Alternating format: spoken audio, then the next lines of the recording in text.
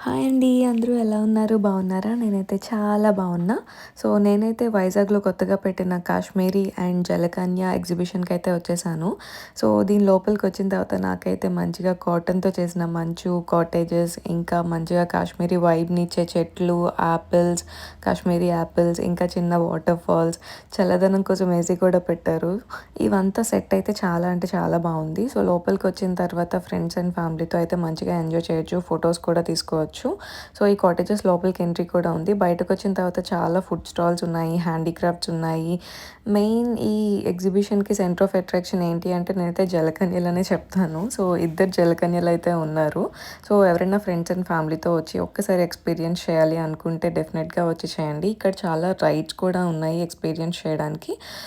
Afternoon 4 evening 4కి అయితే start అవుతుంది. Please follow Swasha Tales for more updates. Bye.